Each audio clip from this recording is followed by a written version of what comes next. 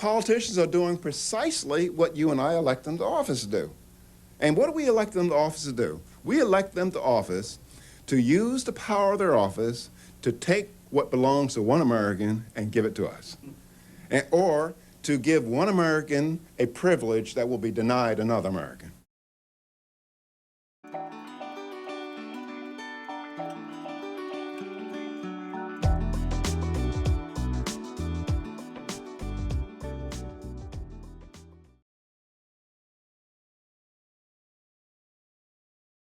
Texas cattlemen, they were going out last winter, running down stray cows, feeding them, maybe getting kicked in the face by the cows, just to make sure New Yorkers had beef on their shelves. You had Idaho potato farmers getting up in the morning, doing back-breaking work, sun shining on them and bugs biting them, making huge personal sacrifice to make sure New Yorkers also had potatoes. Now, do you think they're doing that because they like New Yorkers? They may hate New Yorkers. I'm not that wild about New Yorkers myself. But they make sure that beef and potatoes gets to New York every single day. Now ask yourself the question, how much beef and potatoes do you think New Yorkers would have if it all depended on human love and kindness? I worry about New Yorkers. You know, all of you have cars. You came here in automobiles. Now, do you think you have that automobile because some Detroit assembly line workers cared about you? They don't give a damn about you. But they care about themselves. They're trying to get more for themselves. And this is what Adam Smith was talking about in The Wealth of Nations. He says that the public good is served by the private interest. And so I support greed.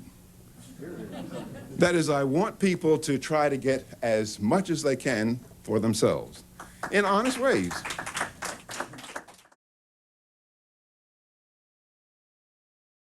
I think it's very important for Americans to look at the meaning of the Second Amendment, why the framers gave us the Second Amendment. Now, you have these people in Washington and in your state capitals and people in newspapers, they're telling you that they're suggesting that the framers of the framers of our Constitution gave us the Second Amendment so we can go deer and duck hunting and maybe shoot a few clay pigeons over the weekend.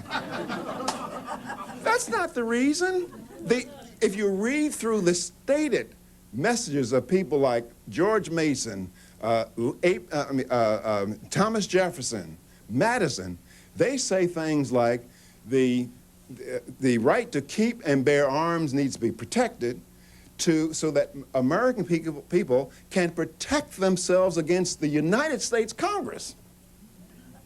It's not to protect us against criminals and to go deer and duck hunting. It was to protect ourselves against the United States Congress.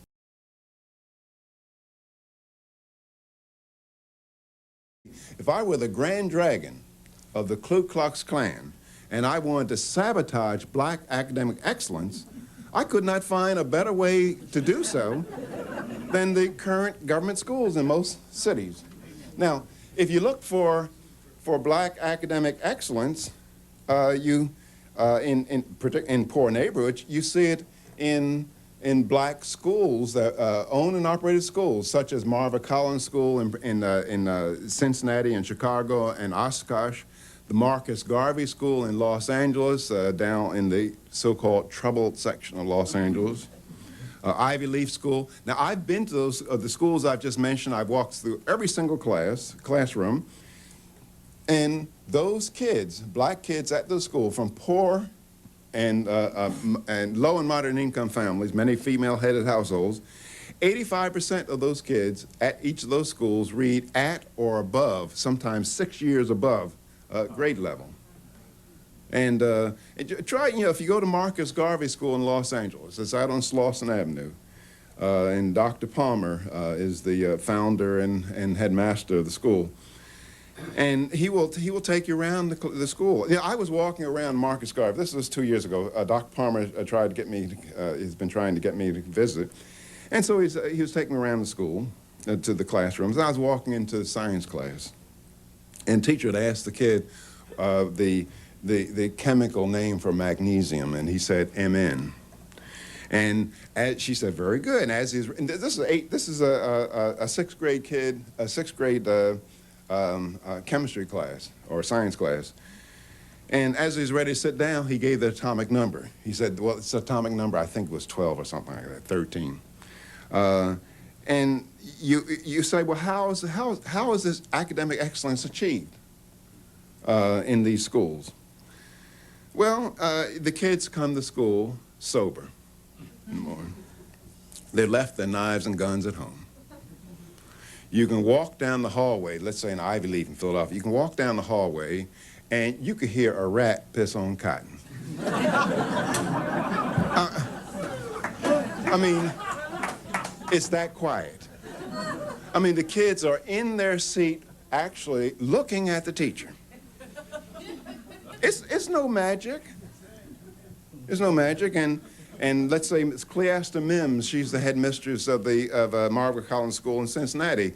When kids come to, when kids enroll in the school, she says that parents have to come once every month to get updates on the kids and the progress of the kids.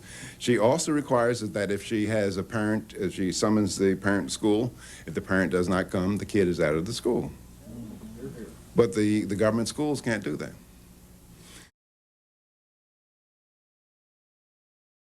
I believe people have the right to sell their organs.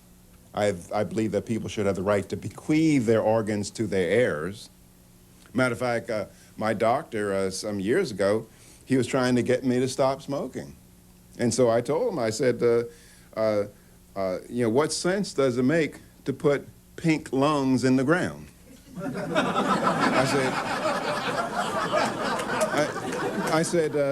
told him that you know, when you die, you should go out in a big bang. That's the optimal way.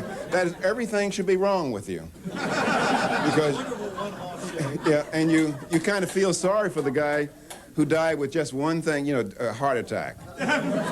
Because his liver is good, it means that he did not drink enough. Lungs are good, he did not smoke enough. Now, I was telling my doctor, I said, now, if I could sell my organs, if I could bequeath my organs, let's say to my daughter, I would have incentive to take better care of them. Because, you know, if you can't bequeath something, I mean, what's the optimal balance to leave here? It's zero. I mean, if you cannot bequeath, let's say, money to your heirs, well, you should die with zero.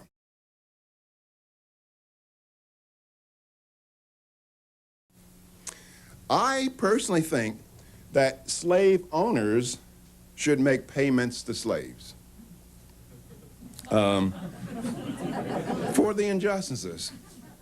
But we're going to have to take care of that business somewhere else, either in heaven or hell. Now, there is no way that a white person living today has any obligation for slavery. No responsibility for slavery.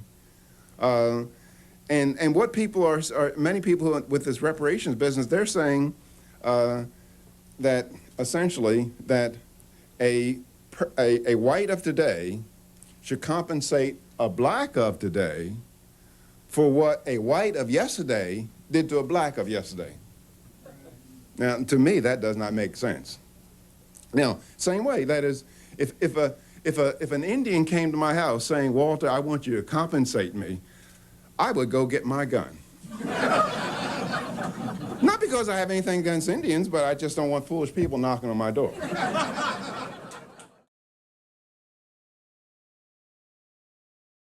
It's estimated that the expenditures are going to start exceeding revenues in 2014, 2012. And the system will go absolutely bankrupt in 2032, 2033. Now, I think that what we need to do, we need to begin to take this window of opportunity to privatize Social Security. Now, here's what I would do if I had it my way. I would tell every single American who is age 45 or under that forget whatever you put in Social Security, kiss it goodbye, you're not going to get a dime. With all those above age 45, I would give them the option of opting out, Or I would say, well, you're going to get what we promised. Now, the reason why 45 is chosen is because if a person put the same amount of money that he would have put into Social Security between 45 and 65 into a private retirement account, he'll break even with what he got in Social Security, what he would get in Social Security. And those who start at a much younger age, they will be even superior. You know, I believe that it is possible, if through a private retirement plan, for most people on retirement, let's say the average worker, to be almost a millionaire. There's almost no question. And matter of fact, the stock market, I believe, in any 20-year interval has returned something like 10 to 12%. And Social Security is possibly 1%, sometimes maybe even negative. So I would argue, and other countries have begun the privatization. In Chile, Jose Pinero talks a lot about the Chilean privatization, and almost everybody's opted out. Now, and you see some of the tragedies, you know, you get these people in the United States, congressmen, criticizing those congressmen who say, let's say, we ought to privatize. And turns out that some congressmen are from districts, say, I believe in San Diego, where city workers are not in the Social Security plan, and the government's trying to bring them in the Social Security plan, and their representatives are trying to keep them out. And when you have to, you know, I was asking a congressman, I said, look, if you have to force somebody to be in something, he was saying Social Security is a wonderful plan. If you have to force somebody to be in something wonderful, then it kind of raises some questions.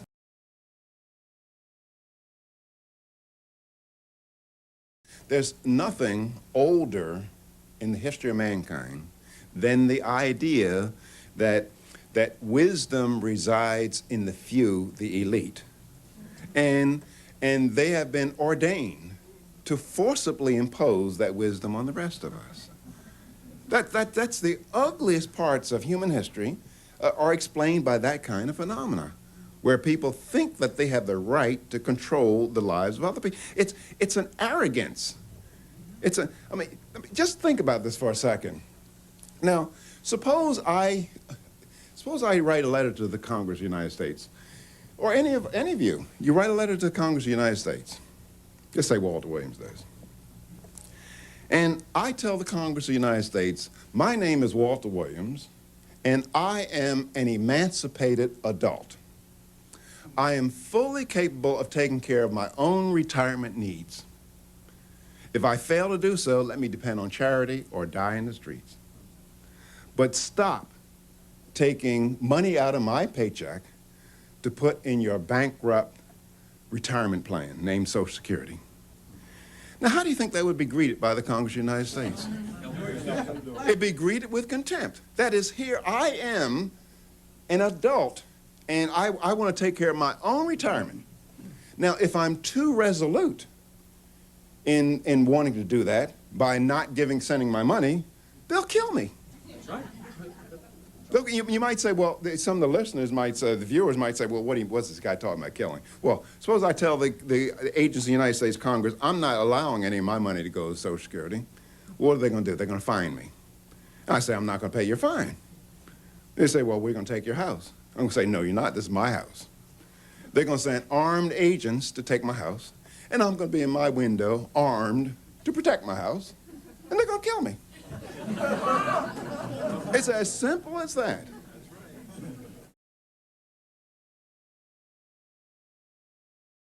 See, I don't believe that there's any moral basis for our obeying immoral laws and unconstitutional laws. But however, if you choose to go that route, you have to be prepared for whatever's going to happen to you. But I think that they cannot put 100 million people in jail. And I think that we need to start questioning some of these laws that we just act like sheeple many times, just following, just doing what the government says.